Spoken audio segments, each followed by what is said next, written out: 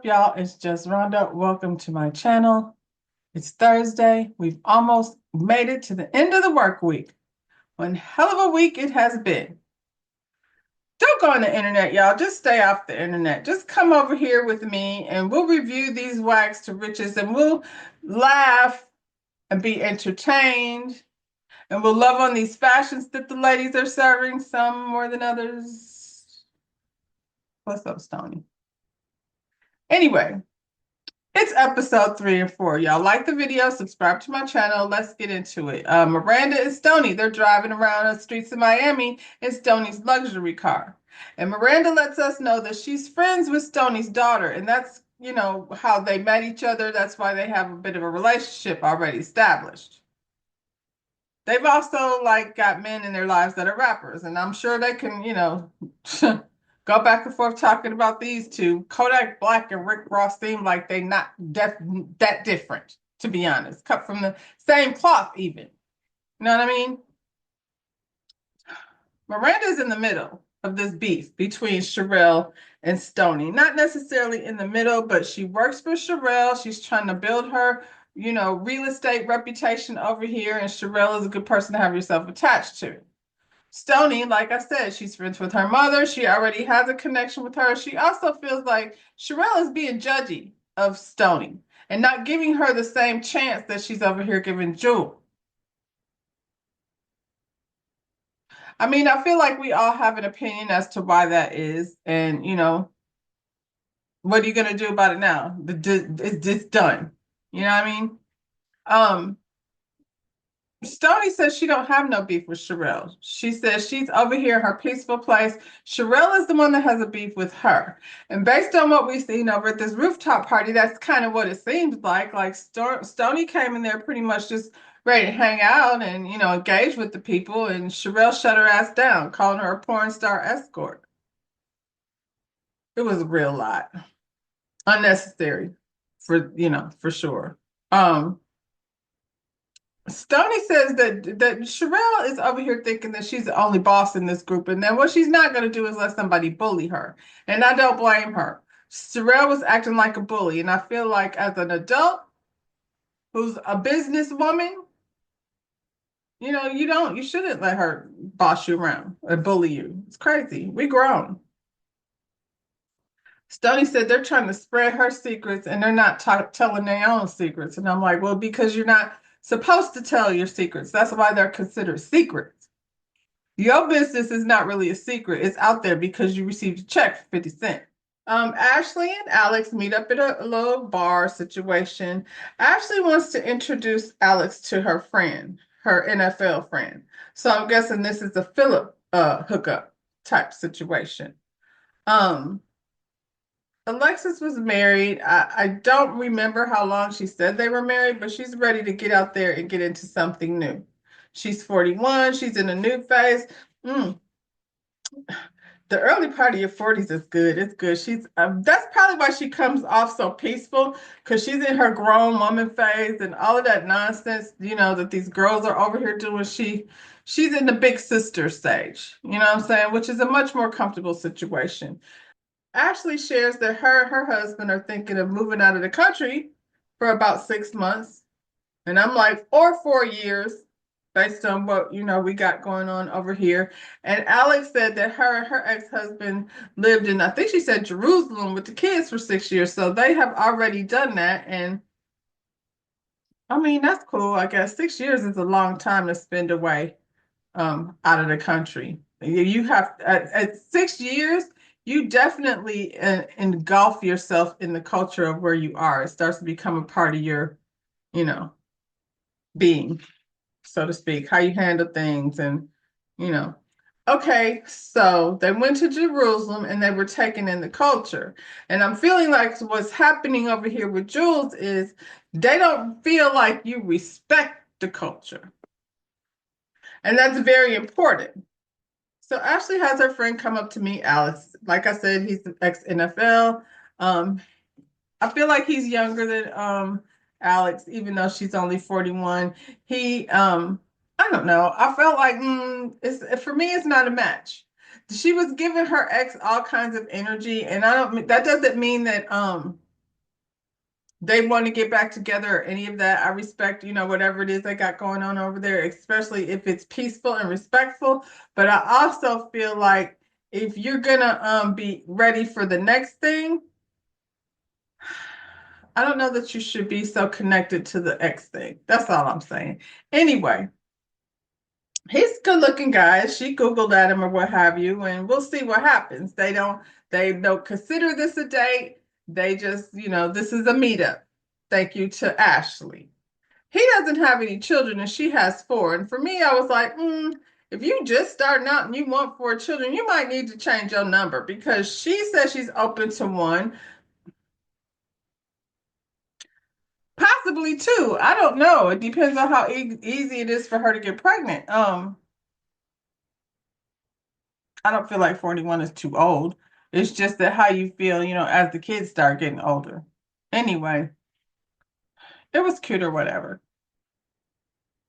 Let's get on over to this big situation that had happened over here at the Victory restaurant. The ladies, Sherelle planned to meet up to this black-owned business. It's a very nice restaurant, and based on what I have heard in the past, it's not easy for a black-owned, company business to be, in some of these upscale areas. They try to keep us out, so but definitely a big accomplishment. And the ladies were supposed to be over here celebrating the new establishment. Now we know we got the board of directors on one side and the pledges on the other side. They are not going to all sit in the same booth. Philip and Ashley arrived. They picked a table not to sit at the same table with Stony and Jules. They were not about to do that. So the lines were already drawn in the sand. You guys are pledgees. These are the board of directors. Jules feels like she definitely belongs at the table with the board of directors because she got up after people were coming in. You got Miranda over here. Miranda's, she could slide over here, slide over here. She's a pledgee, but she's not worried about her position. They want her in the group. Stony, they're trying to keep her out. So unfortunately for Stony, she's gonna have to sit at that table and hopefully at some point they will invite her to something. And I'm not making this shit up. This is just how they did it. Sade's not there. And neither is Keita. Keita seems to manage to miss all the bullshit for the most part. Anyway, so as the ladies are coming in, Portia and her husband arrive, and at this point, Jules has already inserted herself over here at the board of directors table, dead in the middle of everything. It didn't seem like they wanted her over there, but she was definitely like, I'm here and I'm gonna sit over here with y'all. Not gonna sit over there at the peon table.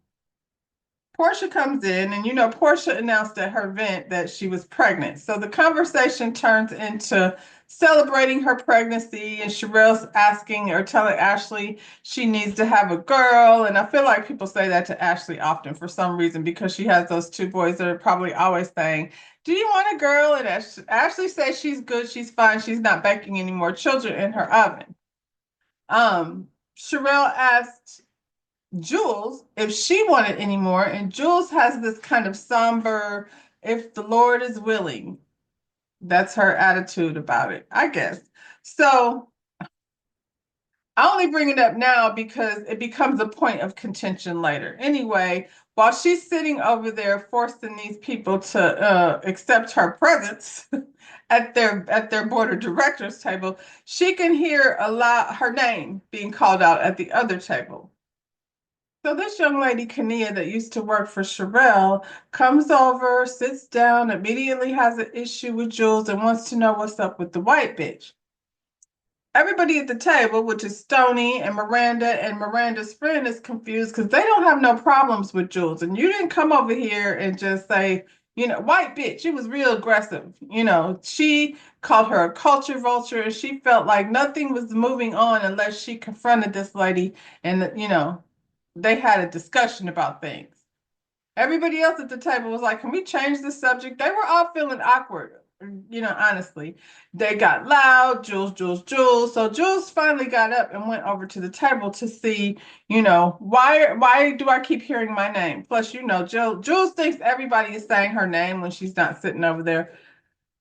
So all of a sudden, Miss Confrontational Kania has nothing to say. She's got her head down. Jules introduced herself. She acted like she didn't hear her. Jules again introduced herself, and then she said hello finally. She sits down. She's like, "What's up? I heard my name." And then they're like, "Well, and Jules is like, y'all are acting weird. Like, what's up? And Miranda's friend was like, this girl over here just called you a racist. And that set things off. Okay, she did not call her a racist. She called her a culture vulture. And as they went back and forth about this whole situation of, what have you done with your culture? What have you done for your culture? The little lady said, I sold real estate. And, that it was a back and forth. At some point, this young lady put her fingers in Jules' face. And Jill smacked her hand out of the way. That's what I saw happen. I'm not sure what was supposed to happen then. They all seem to believe that she could have walked away. She could have, but you didn't ask the hood girl to come over here because I'm giving her that title. Jules is definitely a little hood. She's a little loud and she talks with her hands. Now, the girl says she is half Puerto Rican and half Italian. And yes, she's white passing with her light skin. Like she appears in this world as a white woman. That doesn't take away from what she actually is culturally in Miami. So in my mind, I'm like, so is she a culture vulture or is she a product of her environment? Now, when her and this little girl were arguing, and then it turned to fisticuffs, and I heard Jules say something about it's my real hair. Okay, something else I forgot. The girl confronted her about a T-shirt that she put on the internet and said, "Can she wear this?" And the T-shirt said, "Ninjas be lying." And I'm like, okay, so I don't know what the internet. They probably roasted her ass for even doing that. It's disrespectful, I think, to some extent. I guess for me, maybe I'm a product of my environment. And the Puerto Ricans around here, they use that word very freely with each other. Don't have to be no black people around. That's just how they communicate with one another. So I'm thinking in Miami, in the hood, I don't know how hood it was, but she act a little hood, Jules, or wherever the spaces that she was spending her time in, um, she's giving a little hood. That's just how they talk. And even though she appears white, I feel like, I mean, she's not. So Jules has got a little waist and a fat ass, and it doesn't look like a fake one. So back to the t-shirt for a second. Ninjas be lying. She asked, could she wear it? No, you can't wear it. At the end of the day, I feel like ninjas be lying. So that's probably where she was coming from. I don't want to speak for the later lady, but I mean, but she has to know how people are going to receive it.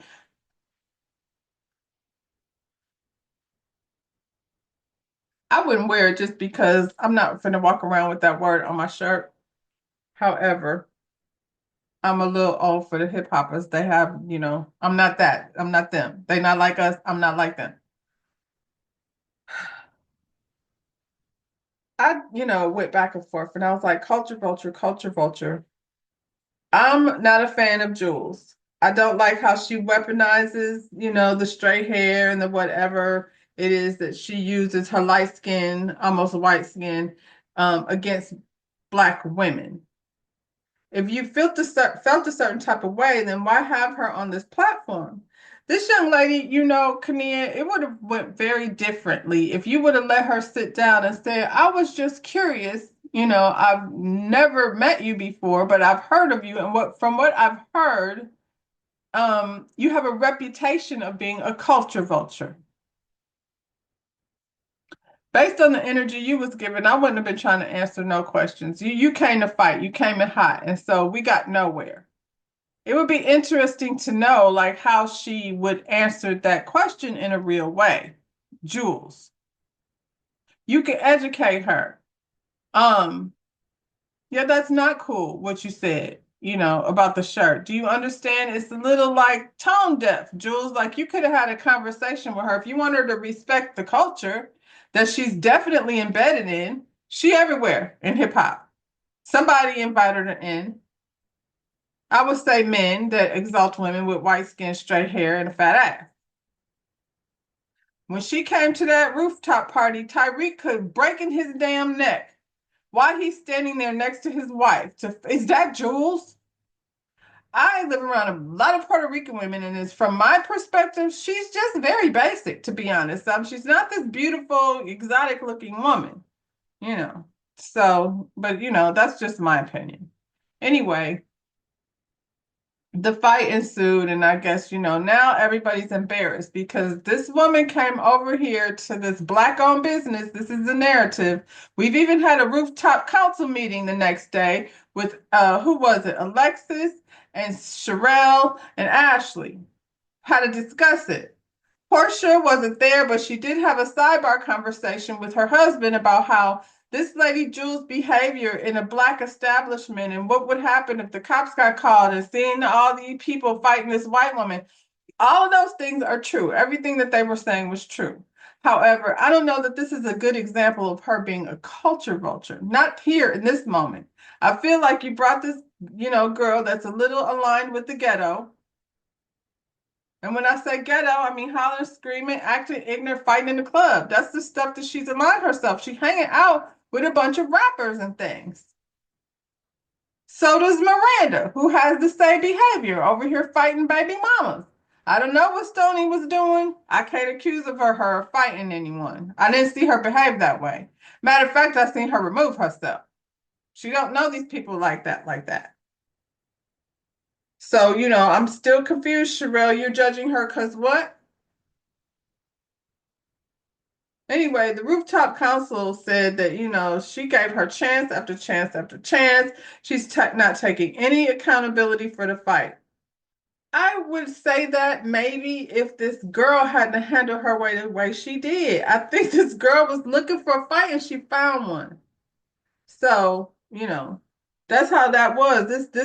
This Kania young lady, she messed up the whole opportunity for y'all to hold Jules accountable. If that's what y'all brought her over here for, then you should have brought somebody that was just ready to fight. You should have brought somebody with some type of intellect to could ask her the question where she could give you a solid answer and somehow make her understand that if she's going to be in the culture, she needs to respect it. I mean, they're clear they're not interested in giving her another chance. There was a point where Sherelle says, we've given her chance after chance after chance, and they flash back to this moment where Jules had just got her hair braided and they weren't feeling the braids. I'm not going to be mad at Puerto Ricans for braiding their hair. I'm just not. So, maybe that's on me. I'll have to take that one. But what I did take out of that conversation is that Jules said she's fully aware of her perception. So, Jules, if you are aware that this is what people feel like, then you should lead with trying to make them comfortable and understand that's not who you are. Not coming in there acting like you deserve a spot at the table because why? Because you work for Kanye? Because at the end of the day, you're not melanated. You're not a brown-skinned Puerto Rican girl. You're a white skin, a Puerto Rican Italian girl. And you have to understand that the world receives you different than it receives these brown skinned women. And I mean, are you feeling like your light skin make you better? That's a little bit, I don't know that that's cultural appropriation. I think it's asshole, ignorant ass thought, way of thinking about things. So apparently, this had me really thrown off with Miss Jules. So apparently she's upset with Sherelle because she called Sherelle earlier that day and told her that she had an abortion. And she was upset with Sherelle because she was liking pictures of what this girl after they got in the fight. I think Sherelle was definitely being messy on that note. But I'm like, you had an abortion the same night as the fight? She's all upset that this conversation about baby started at the table, and I was like, actually, Sherelle was probably being messy because that's what she's over here doing. However, she wasn't the one that started that conversation at the table. I don't think it was designed to hurt your feelings because Portia came and sat down with her pregnant belly. And then the conversation turned towards congratulating her and stuff. Sherelle wasn't the one that started that. She just, carried on the conversation. And I think Sherelle probably didn't believe you because I damn sure don't. Jules and Sade met up at the Versace mansion for breakfast, lunch. I don't know. It was real cute or whatever. Jules fills Sade in on the events that happened at that night because she wasn't there. And then she gets all emotional talking about how she had an abortion the same day. And I was like, okay, so based on what I've read, when you have a termination, you take two pills to, start the process of, terminating. So the process is your uterine walls start to thin, and then there's clotting and bleeding. And I don't know how you would feel at any way comfortable. It even says, that you should probably have somebody there to help you through the pain. So you're not, not by yourself. I don't know. I feel like you wouldn't be ready to throw on some tight coochie pants all up in your booty crack to go over to this club. It just doesn't make sense. She doesn't look like somebody who was in that moment in the process. You talking about I wasn't feeling that great. You had a whole termination. So you can miss me with that, Jules. I don't believe it. I think Jules uses those type of things to make herself into a victim or the center of attention. Girl, if you told me that's what you did that day, I would not want you there. I would have told you to stay home. That's why Sherelle didn't believe you. I don't think anybody does. Not on that note. I don't know. I feel like when they say Jules doesn't take accountability, maybe because as angsty and aggressive as that young lady was being, Jules, you said you already know that this is how people perceive you. So if you sat down and this lady was snapping on some bullshit and you already allegedly had a termination that day, girl, I'm not arguing with you. I'm about to get up and leave. I didn't even want to come over here, and I'm damn sure not coming over here, with this nonsense. But you so rah-rah, you want to stay there and fight. So the girl said that they're not going to have you over there, messing up those people's lovely establishment and having disrespect for the Black-owned business and the Black women in it. Sherelle and Portia visit Sherelle's fancy friend over here, Fancy. He has a high-end boutique over in Miami. Very nice, all the designer things, you know what I'm saying? Um, they were sitting having a conversation and while she was trying on dresses, and Sherelle admits to being a self-made woman as far as her business. She had all of her businesses and everything before Ocho came into the picture, but she does understand that being attached to him is helping her level up, and she's opening doors that wouldn't have been open for her otherwise. We know, and I can appreciate him coming over here and being on this show, and getting even like when you see how you can even see like when she shows up, the people are, where's Chad? Is Chad coming? And I mean, he's charismatic, so I can see that. He can also be petty, I'm guessing. She was telling Portia this story about how they had, hanky panky, and he said he was hungry, and she said she was hungry too. And he then again said he was hungry, she said he was hungry too. She knew he was, trying to hint for her to go fix him something to eat. And she decided she wasn't gonna do it. I don't know, Chad. Like she said she was hungry too. If she's not gonna do it, somebody's gotta do it. I feel like I've had these same type of back and forth with my own partner. Like, don't you want to go get me such and such? And I'm like, I don't want to. So whoever is the hungriest is gonna go make the food. That's how I look at it. Now, Chad took himself out all the way to McDonald's and didn't bring her nothing back. And I'm like, That is petty. That's far petty than, what I'm willing. I wish you would go leave the house and go get yourself something to eat. That's a level of petty I'm not sure I want to be dealing with. That's too much. You already here. I win. Go get us something to eat. Jesus, it's not that serious. It's not her job. I feel like I have said that several times this week in my own household. Portia says that sometimes men throw these tantrums over domestic stuff because it makes them feel like you care. Well, Portia, that's some bullshit. I don't care. I don't care enough to go do something I don't want to do. Jeez.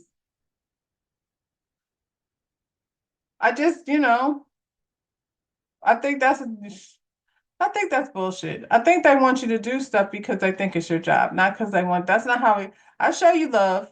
Nigga, didn't I just show you love? You can't bring me back a fish sandwich? Chad is a Capricorn. I'm just now finding that out. And I will say the level of petty, yeah, it's heavy. Portia asked her if she's ready to be a wife again, and she said, yeah, she is, but she's concerned like she got to have her finances in order because she understands that when you get married, if anything pops off, then your money is his money, and they be coming after your money where the child support is concerned. So, I mean, you said that the relationship with all the baby mothers is nice and lovely out here. So I don't know why that's such a concern. It would be of mine. I would absolutely not be attaching my pockets to somebody with 9 children. Miranda comes over to visit Alex. I like this scene because she was just opening up. I look at Miranda with her mother. Her mother is so whack. I don't want to talk about the lady's mother, but she's definitely not giving her daughter sound advice. She's thirsty, and when she says she came from the Soul Train Awards, I was like, "Yo, dusty ass was over at Soul Train for freaking what?" Anyway, Miranda has been struggling with being a mom, probably a single mom, possibly, suffering with postpartum. I feel like with Black women, we always got to be strong, and I'm not always strong. She's over there with 2 children that she had back to back, according to Alex, and no help. Her man is out here in these streets parading women around, got her fighting baby mamas and things. I don't know if this baby mama came before her or after her. But right now, in this moment, she feels like they're together. And she's realizing that Prince Yuck is not Prince Charming. And they're not going to have a fairy tale where he comes home and the kids watch TV and all of that kind of stuff. I don't know how many kids he has, but these men over here have numbers like 8, 9, 10. That's a lot of kids and 6, 7 baby mamas. That's a lot of women. And she's a baby. And I feel like Alex, like, I think she looks at these women, she admires these women, and she wants to be bosses like they are and have this success without the man. And right now, financially, I'm sure she needs the man because she's an aspiring rapper and an up and coming real estate agent. Alex is very poised and she's very calm when she communicates. So I can see why, she would be easy to open up to. Her mother gave her that, talk and said, the men gonna do what they gonna do, and you just gonna have to learn to accept it. And she throws that out there like, we know what we sign up for, and Alex is not, that's not what you sign up for. You fall in love with someone, and hopefully they have fallen in love with you. And together, if he happens to have money, that's a bonus, but that doesn't entitle him to be able to make you feel anything other than respected, especially when you talk about being married. I don't know. I thought it was a good conversation. It is true. Like when you have a baby, and you're Black, I feel like you get treated like, you got it, you could take care of it, you could go back to work, you got to take care of these kids, and others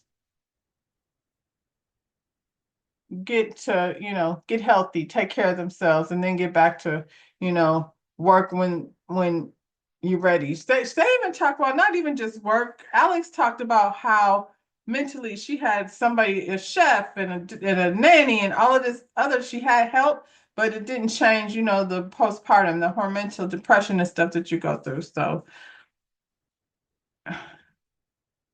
I feel like when you're in it, you definitely need somebody that's gonna you could talk to that's gonna make you feel heard.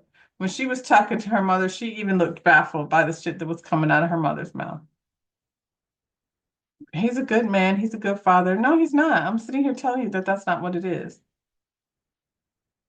Sade and Sherelle meet up, and Sade shows up an hour and a half late. Sade, that's disrespectful. You should not be showing up an hour and a half late for a meeting with anybody, but I think you did it on purpose because you got a little side to you, girl.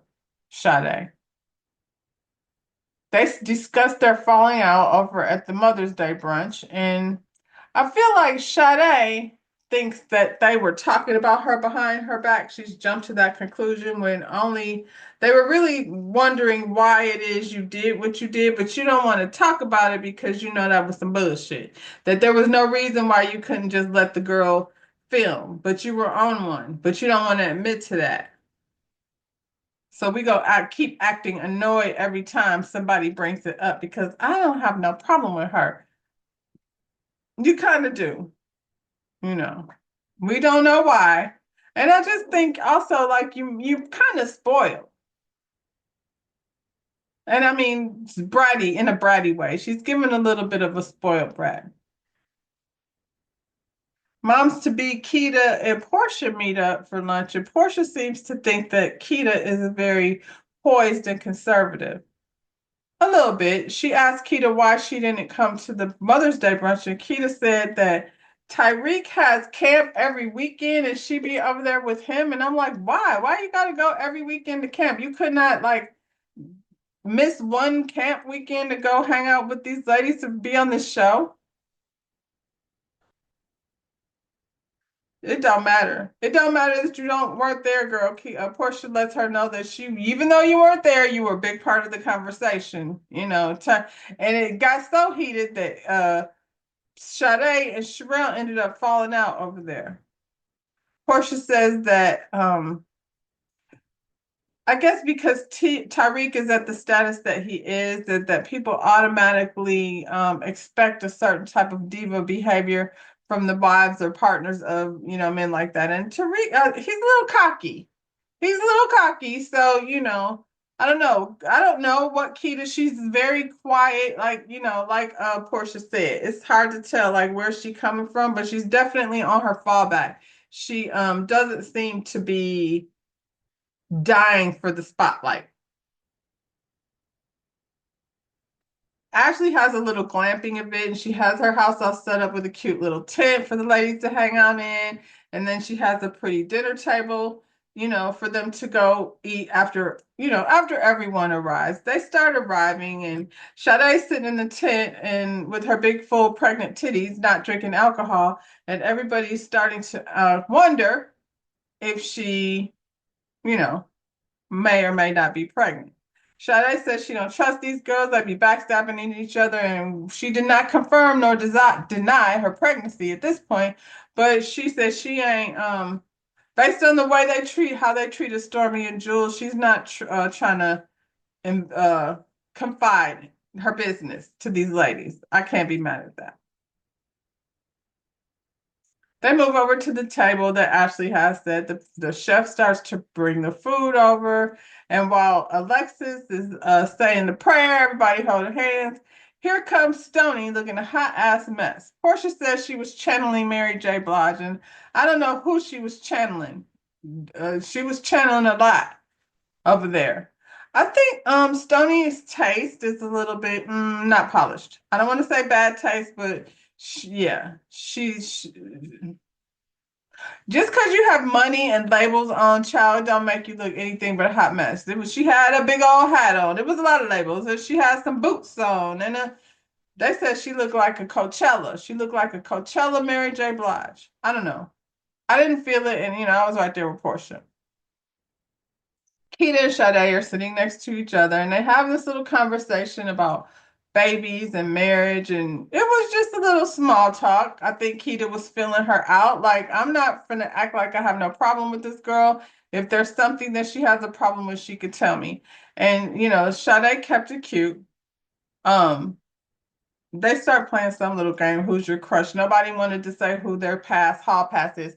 You can't say who your hall pass is when you're running in these types of circles because you might run into your hall pass and then you got a problem. So yeah, don't say it. Stony asked them like, who gets along with your sister, wife, baby mama, husbands, baby mamas, and things. All of them have Sherelle, Keita, who else? Miranda. They all have kids and multiple baby mamas to deal with. Sherelle, of course, says, it's a perfect situation over there for her. Everybody gets along. She doesn't know, when there has ever been a problem over there. Chad has all of that in check.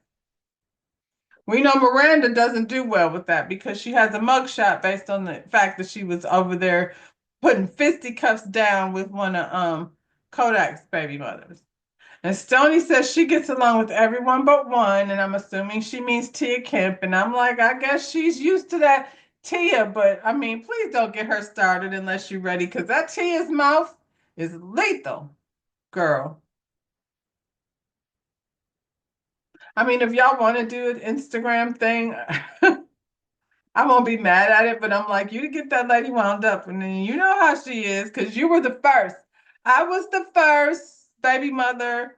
And Ashley's like, well, does that make you feel like you're better than everyone? And I'm like, it's not necessarily better, Ashley, but it's smarter. Like, I don't know anyone who should be coming along being the ninth baby mother or seventh or sixth. Jesus.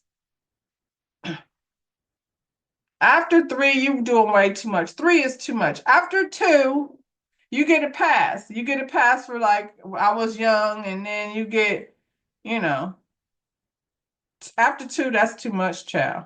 Two is a lot.